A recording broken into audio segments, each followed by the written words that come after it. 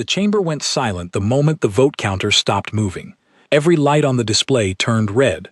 I stood there, alone at the human podium, while 11 alien delegations stared down at me like judges waiting to hear a prisoner beg. The vote was final. The Galaxy Council had just declared war on Earth. I felt my own heartbeat slow down instead of speed up. Strange, I know. Any sane person should have felt fear in that moment. Instead, I felt something closer to relief. The waiting was finally over. My name is Elias Reyes. I am a commander in the Earth Defense Fleet, but that day, I was wearing a diplomat's uniform, sitting in a chair meant for a species the Council considered young, loud, and dangerous. They were right about two of those three things. The delegate from the Vashtar cluster rose first. His skin shimmered pale blue under the chamber lights, and his voice carried the practiced calm of someone who had never lost anything important in his life. He looked at me the way you look at an insect that wandered onto your dinner table. "Commander Reyes," he said, "your people have refused inspection of a colony vessel in a contested zone. Your government has ignored 7 formal warnings. The Council views this as open defiance of galactic law. Effective immediately, a state of conflict exists between the Council fleet and the human systems." He paused, waiting for me to break, waiting for tears, or anger, or some clumsy human outburst he could report back to his people as proof that we were exactly as unstable as they believed. I smiled instead. It was not a big smile. Not a smirk, not a challenge. Just a small, quiet smile, the kind you give when someone tells you news you already expected.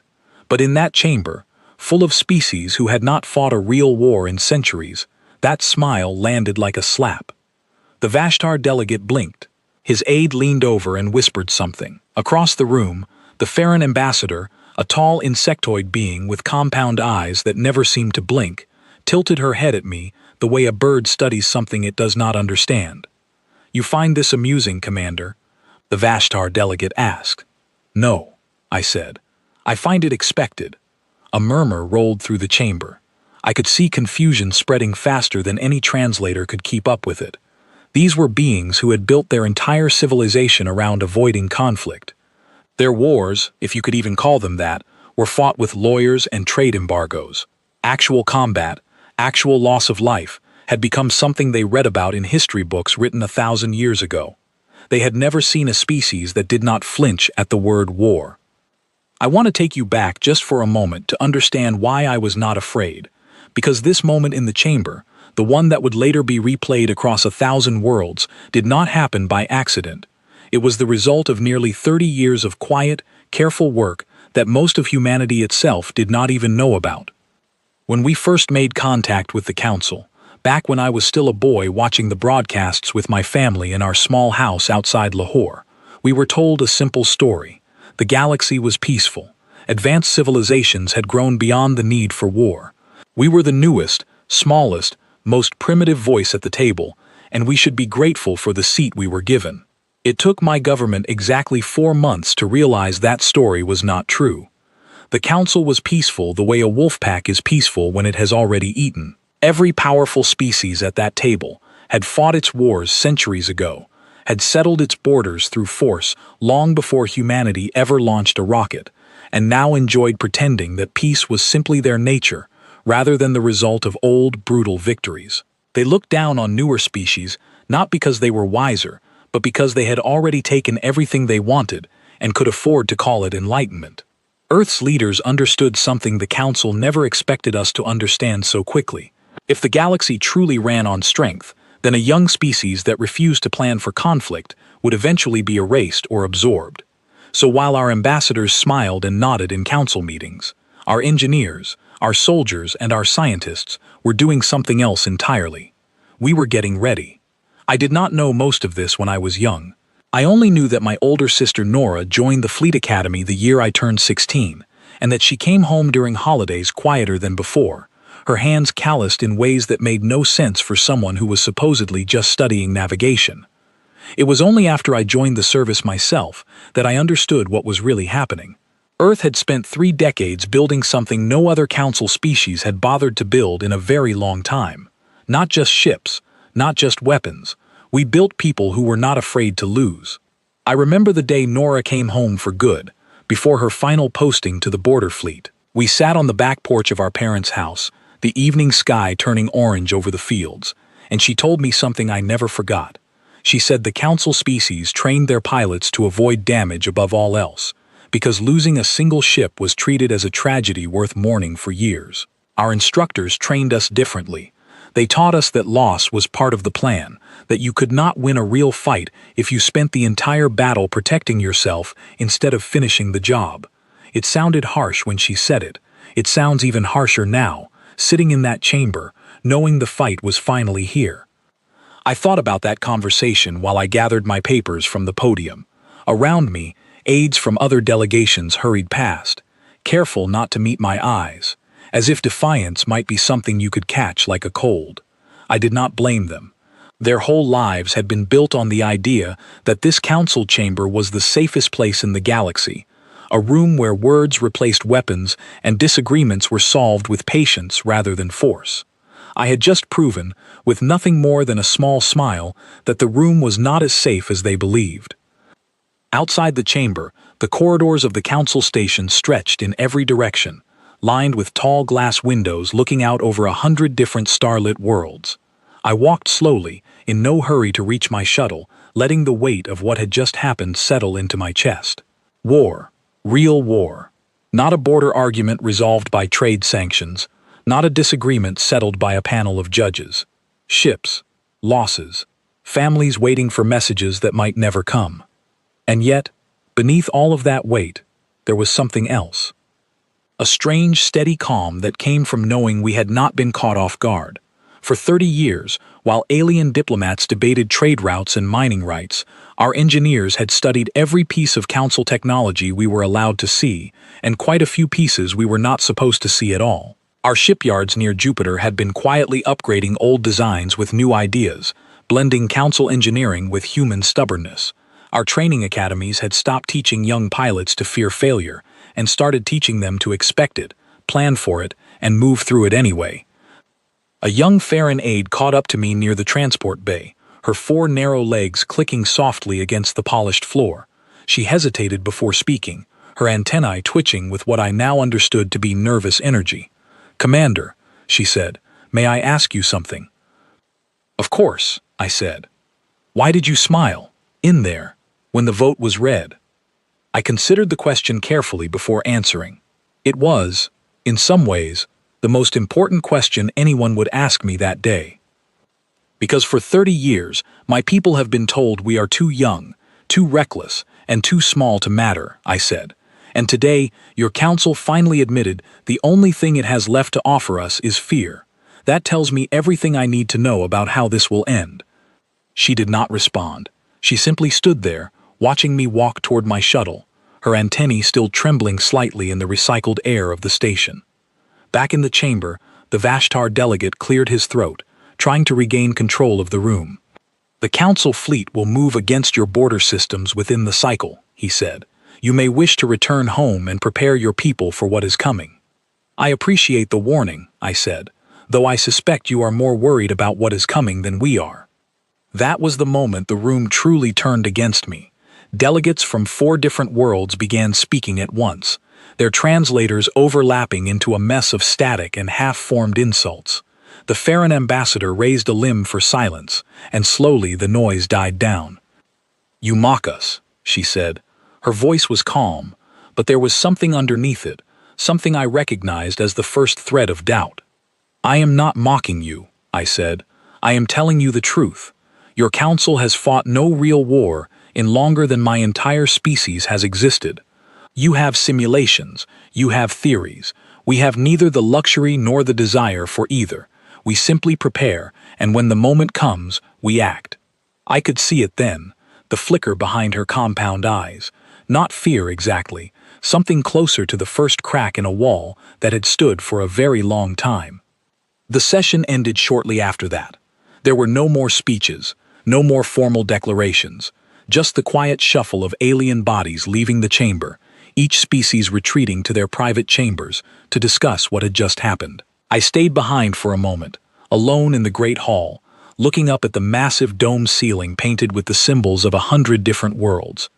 Earth's symbol was near the very edge, small and simple, added only a few decades ago.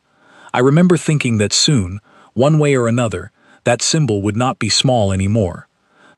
My communicator buzzed. It was Grace Whitfield, our senior fleet strategist back on Earth, the woman who had spent the last 20 years turning old warnings into real plans. They declared it, I said, before she could ask. Good, Grace said, and I could hear the small, tired smile in her voice. Come home, Elias. We have work to do. I looked one last time at the empty chamber, at the seats still warm from anger and confusion, and I let myself smile again. Not because I wanted this war. No one on Earth wanted it. We had spent 3 decades hoping it would never come. But if it had to come, I would rather it come now, on our terms, with our preparation, against an enemy who still believed that fear was something only young species felt. They had declared war on humanity.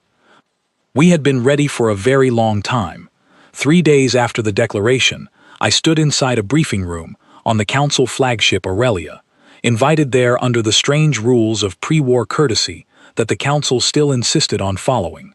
Even at the edge of conflict, they wanted to show me their confidence, as if letting me see their strength might convince Earth to surrender before a single shot was fired.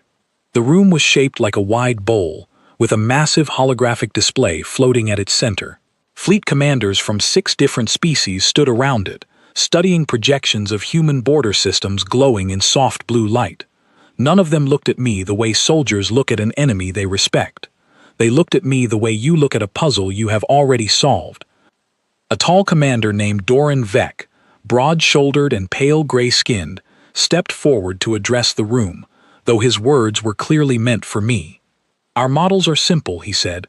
Humanity has one significant shipyard cluster, a defense fleet roughly 1/3 the size of our advance force alone, and no meaningful alliances beyond your own solar system. Your species has existed as a star-faring civilization for less than a century.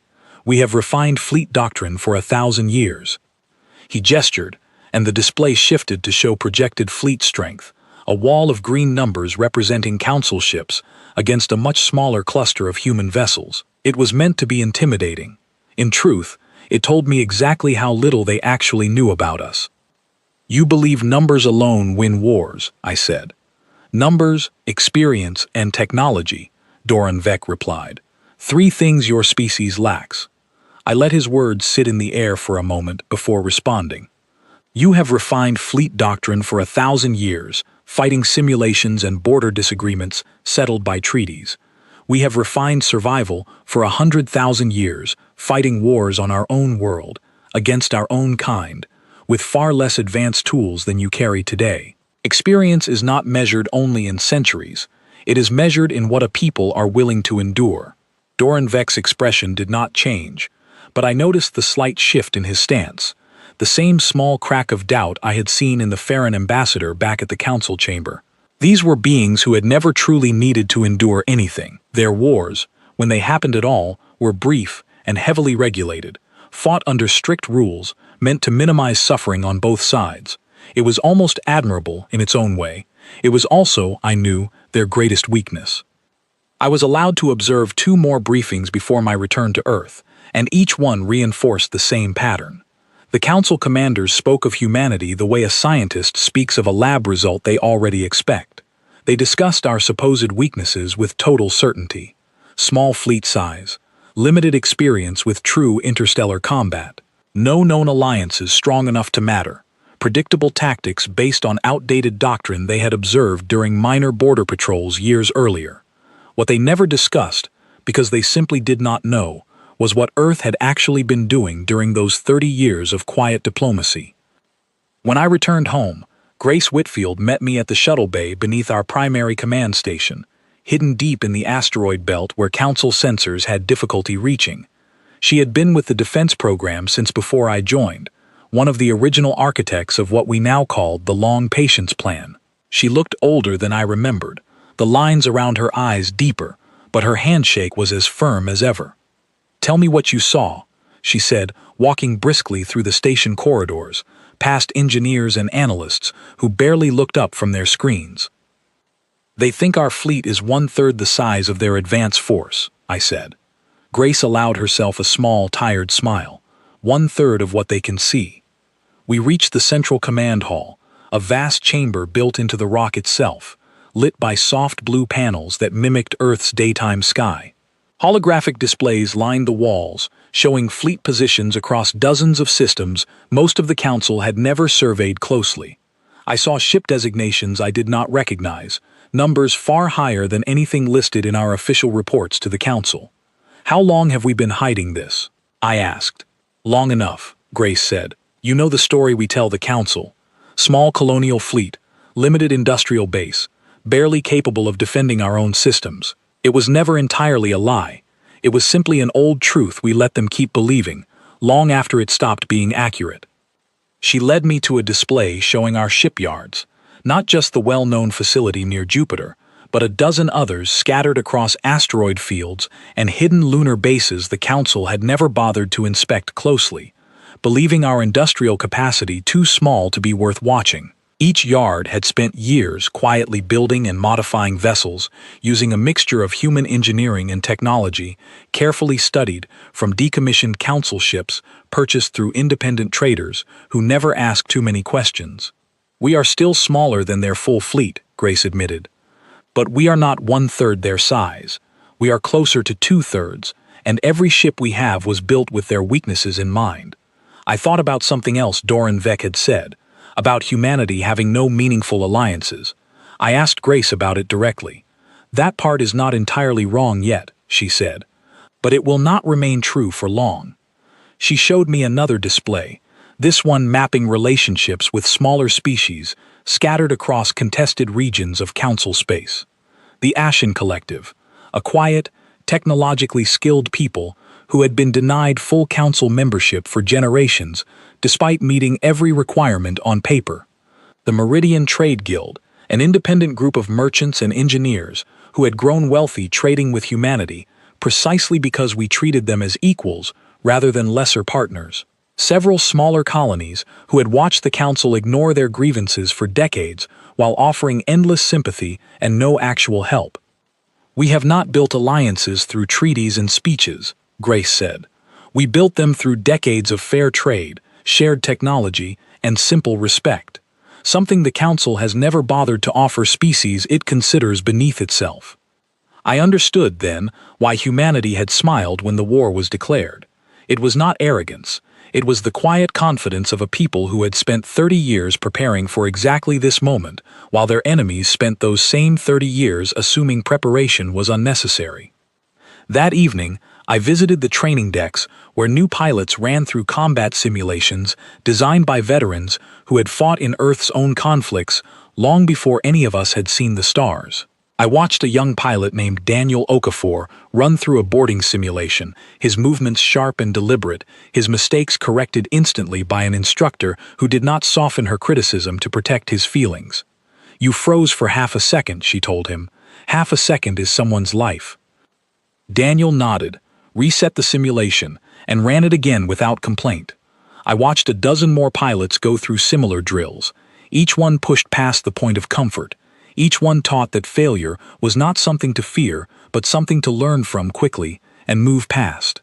This was the difference the Council would soon discover for themselves. Their pilots trained to avoid mistakes entirely, treating each simulated loss as evidence of poor design or poor judgment. Ours trained to survive mistakes, to keep functioning even when a plan fell apart halfway through execution, because we understood something they had forgotten centuries ago. No plan survives contact with a determined enemy. What matters is what you do after the plan breaks. Before that briefing, I made one more stop, this time to the veterans' quarters near the lower deck of the station, where retired soldiers now worked as instructors and advisors for the younger generation. I found Owen Bellamy there, a broad-shouldered man in his 60s who had fought in 3 separate conflicts on Earth long before humanity ever built its first starship. He was teaching a small group of officers how to read a battlefield without relying on sensors, using nothing but instinct, sound, and the small details most people never bothered to notice.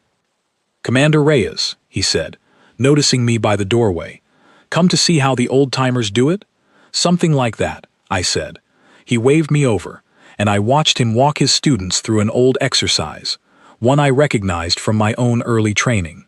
He described a scenario, a narrow corridor, limited visibility, an enemy who might be waiting around any corner, and asked his students to explain how they would move through it. Their answers were careful, methodical, built on the assumption that careful planning could remove all risk from the situation. Owen listened patiently, then shook his head. "None of you will survive that corridor," he said, not unkindly, "because you are all planning for the fight you expect, not the fight you will actually get. The moment you enter that corridor, your plan changes. Something always changes. The question is not whether your plan will survive contact. It never does. The question is whether you will." I remembered him giving me nearly the same lesson years earlier, back when I was young enough to believe that enough preparation could guarantee an outcome. It took me several difficult lessons of my own to understand what he meant. The Council fleet, for all its numbers and history, had never truly learned that lesson, because they had never needed to. Every conflict they engaged in was carefully managed, heavily regulated, designed from the start to minimize uncertainty. They had built an entire civilization around avoiding the one thing that made a soldier truly capable, and that was learning to function when everything fell apart around you. "They are going to send trained crews against us," Owen said, as if reading my thoughts. "Good crews, disciplined crews, following doctrine that has worked for them for centuries, but discipline built entirely on order breaks the moment the order disappears. That is where we will win this."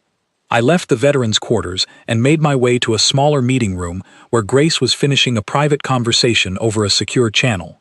I waited outside until she finished, and when she stepped out, she looked satisfied in a way I had not seen in days. "That was the Ashen Collective," she said. "They have agreed to open 2 of their border relay stations to our fleet if the Council pushes further into contested space. It is not a formal alliance. Their leadership is still too cautious for that, but it is enough to matter." "And the Meridian Trade Guild?" I asked. "Already committed," she said, quietly. "Of course. They have spent decades building trade routes with human colonies, and they have no interest in watching the Council absorb those colonies and cut them out of the profits. Self-interest can be a very reliable form of loyalty, Elias, sometimes more reliable than genuine friendship."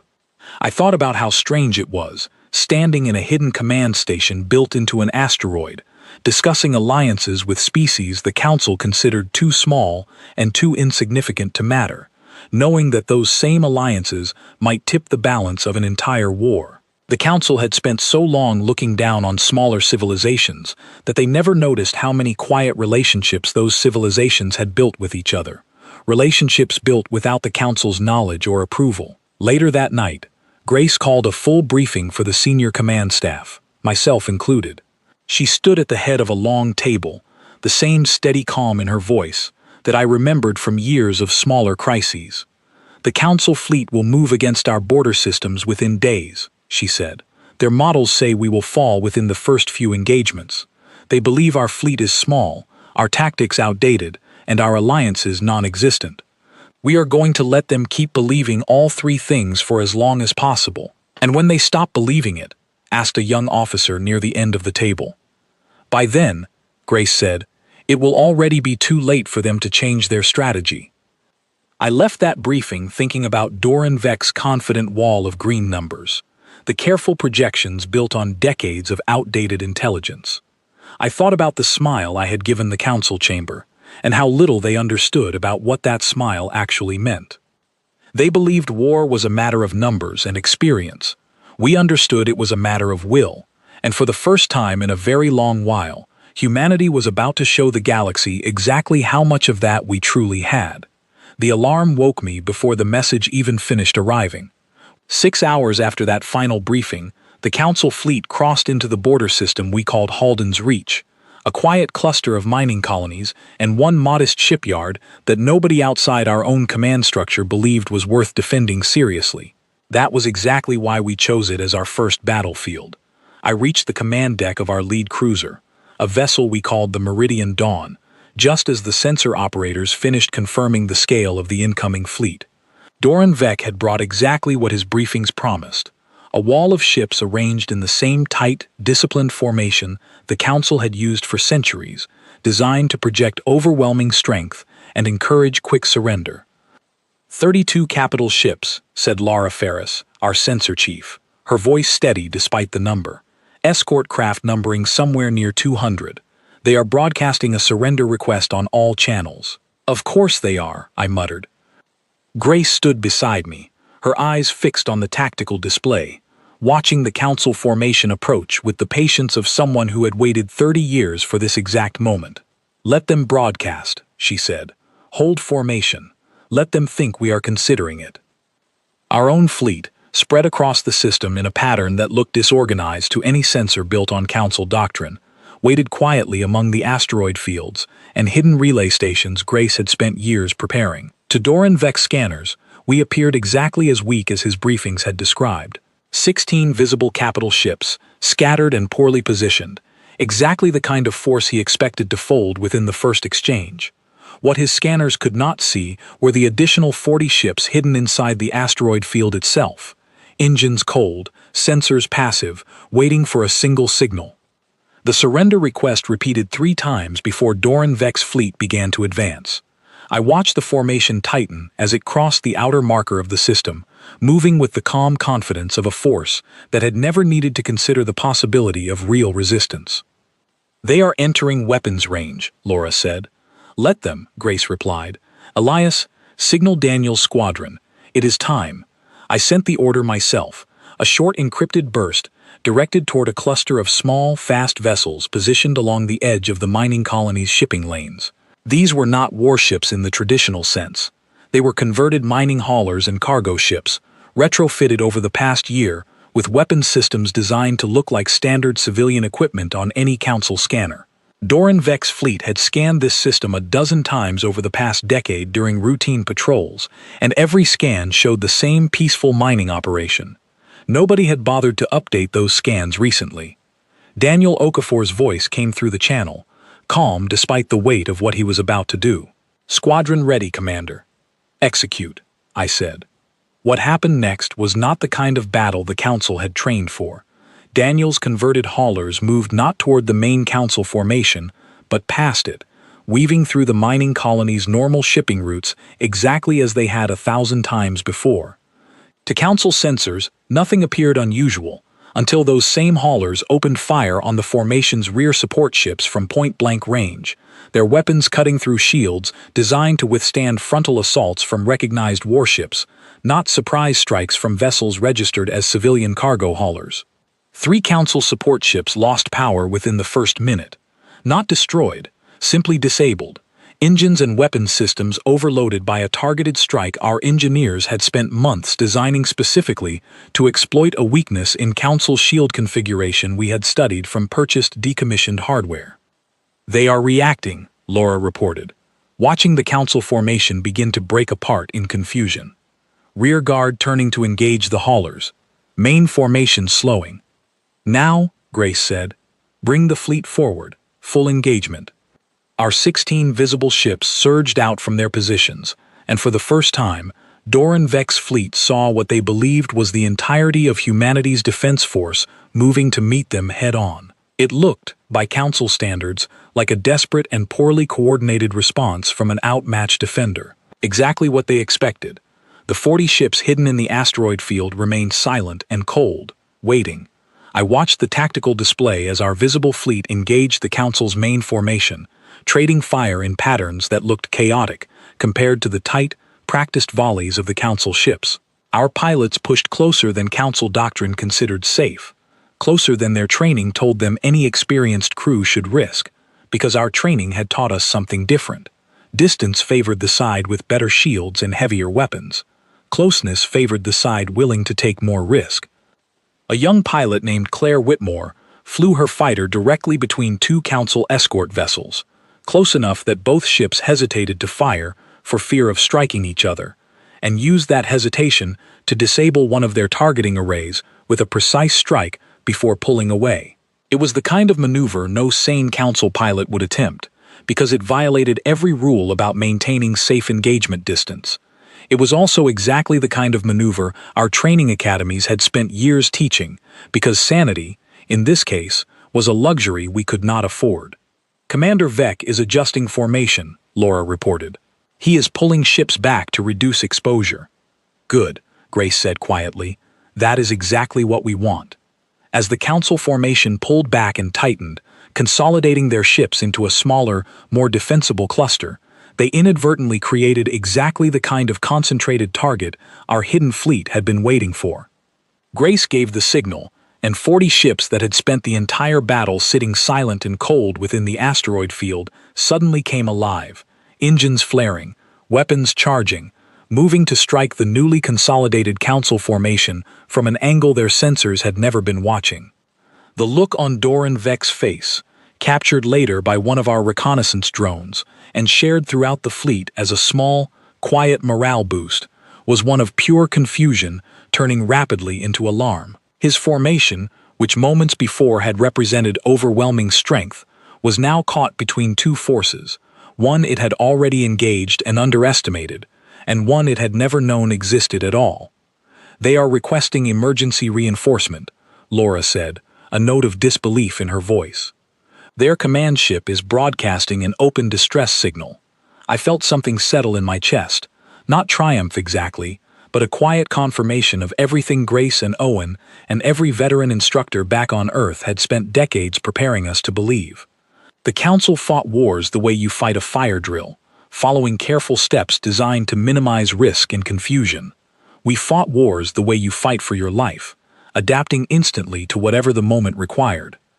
While our haulers struck the rear support ships and our visible fleet held the main formation in place, a third element of our plan was already unfolding, one that even I had not fully appreciated until Laura began reading updates from a separate channel entirely.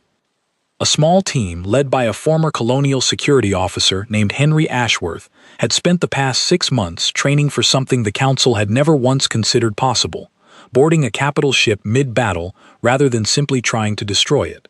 Their target was one of the disabled support ships, its shields down after the hauler strike, its crew still recovering from the shock of losing power in the middle of what they believed was a controlled, low-risk engagement. Henry's team crossed the gap between our lines and the drifting Council vessel using small, unpowered transport pods designed specifically to avoid detection by active sensors, a technique borrowed from old submarine tactics that Council engineers had never needed to develop, since none of their conflicts in living memory had ever required boarding an active enemy vessel. When Henry's team cut through the outer hull and entered the ship, they found a crew still following emergency protocols meant to manage power failures, not repel intruders. They were not ready for us, Henry reported later, his voice calm over the comm despite everything that had happened.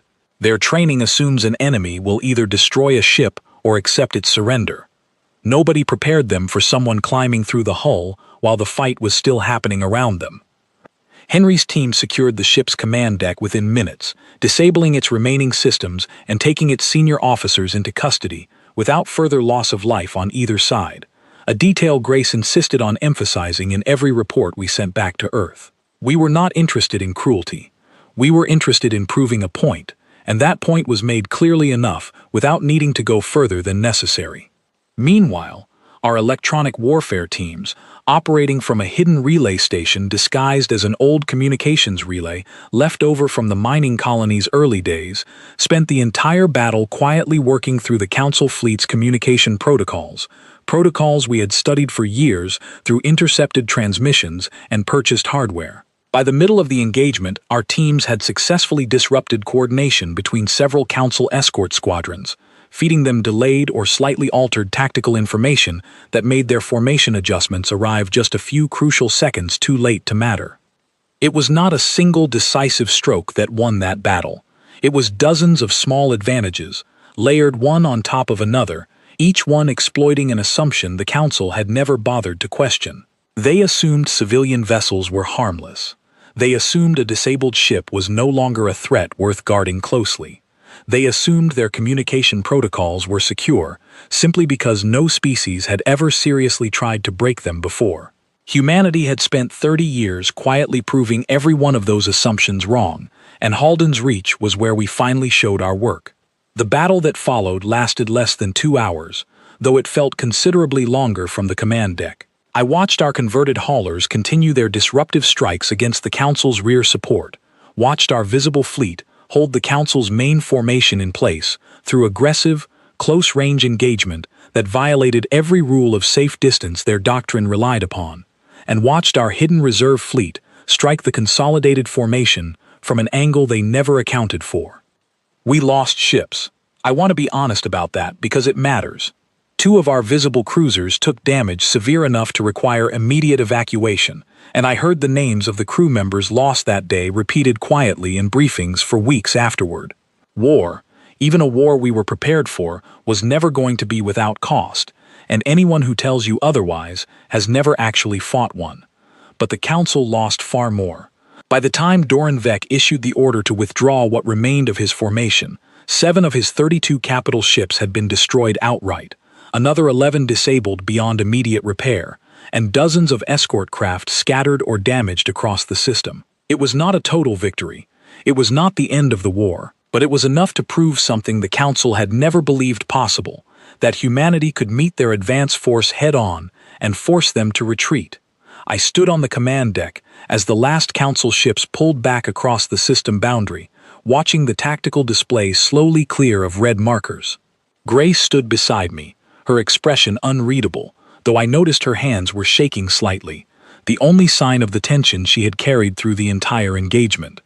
"We held," I said. "We held," she agreed. "But this was their advance force, Elias, their probe. They sent this fleet expecting an easy surrender, not a real fight. Their main force is still out there, and now they know we can hurt them." I understood what she meant. Doran's fleet had come expecting to overwhelm a weak, disorganized defender, and instead had run directly into a force that fought smarter, adapted faster, and refused to break even when the numbers seemed to favor the Council on paper. That kind of shock does not simply fade after one battle. It spreads, through command structures, through fleet briefings, through every future decision the Council would make about how seriously to take humanity as a threat. Before Laura's report reached us, I made my way down to the medical deck, wanting to see for myself the cost of what we had just accomplished. The corridors were busy with medical staff moving quickly between rooms, and I found Daniel Okafor sitting on the edge of a cot, a bandage wrapped around his arm, watching quietly as a nurse checked the readings on a monitor beside him. "You look better than I expected," I said. Daniel managed a tired smile. "Lost 2 ships from my squadron.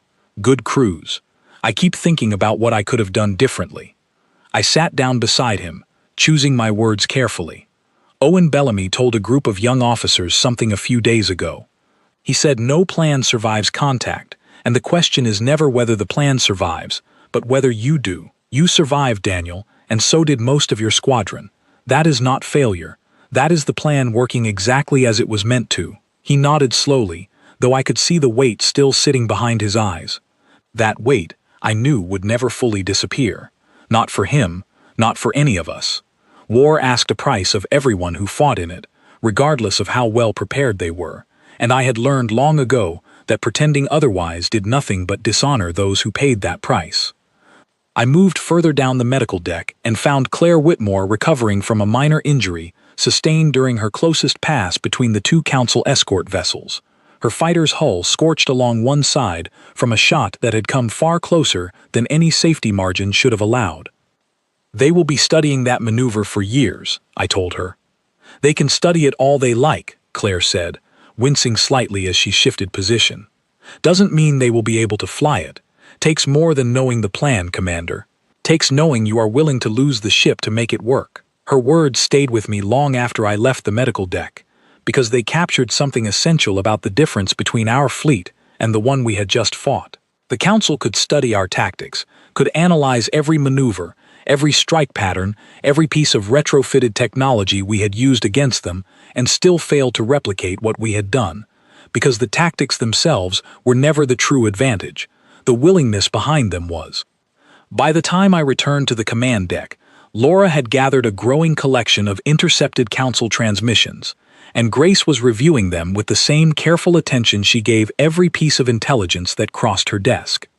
Doran Vek's own report to Council Command is remarkably honest, Grace said, gesturing toward the display. He describes our tactics as, and I am translating loosely here, unpredictable, aggressive beyond acceptable risk tolerance, and difficult to counter using standard doctrine. He is not wrong, I said.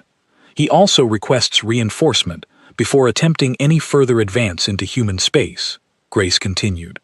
Which means Council Command now has a choice to make. Send a larger force immediately and risk an even more embarrassing defeat if we have prepared surprises for that as well, or pause, reassess, and give humanity time to prepare even further defenses. Which do you think they will choose? I asked. Grace considered the question for a long moment before answering. I think, Elias, that for the first time in longer than any of us have been alive, the Council is going to discover what it feels like to be afraid of losing something they always assumed was already theirs. Word of Halden's reach spread faster than even Grace had predicted. Within a week, I found myself summoned to a private meeting far from the Council chamber, on a neutral trading station orbiting a dim red star at the edge of contested space. The invitation came from a representative of the Ashen Collective, the same quiet, technologically skilled people who had already agreed to open their relay stations to our fleet. Their representative, a soft-spoken woman named Iris Thalen, met me in a small private lounge overlooking the station's central docking bay. She was not a diplomat in the traditional sense, more of a senior engineer who had been given authority to speak for her people in matters that required careful trust rather than formal ceremony. Your victory at Halden's Reach has caused a great deal of conversation among my people, she said, pouring 2 cups of a pale, fragrant tea that I did not recognize. For generations, we have watched the Council deny our membership petitions again and again, always citing some new requirement we had somehow failed to meet, no matter how thoroughly we prepared. We began to believe there was no version of ourselves the Council would ever consider equal. And now, I asked? Now we watch a species far younger than ourselves refuse to accept that same judgment, Iris said. You did not simply survive the Council's attack. You embarrassed them in front of the entire galaxy. That is not something my people have ever seen before, and it has made many of our leaders reconsider exactly how much power the Council truly holds over any of us. She explained, carefully and without exaggeration, that several Ashen Collective leaders were now prepared to move beyond quiet cooperation into something closer to open partnership, provided humanity was willing to treat them as genuine equals rather than simply useful allies for the duration of the war. I assured her, as honestly as I could, that Earth had no interest in replacing one hierarchy of contempt with another. We are not fighting this war to become the next Council, I told her. We are fighting it because we refuse to be told our existence requires their permission.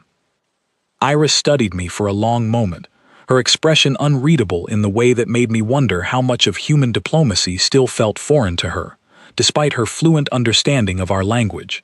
Finally, she nodded. That is the answer my leadership was hoping to hear. Before I left that meeting, she shared something else, information that would prove far more valuable than any formal treaty. The Council leadership itself was beginning to fracture over how to respond to Halden's Reach.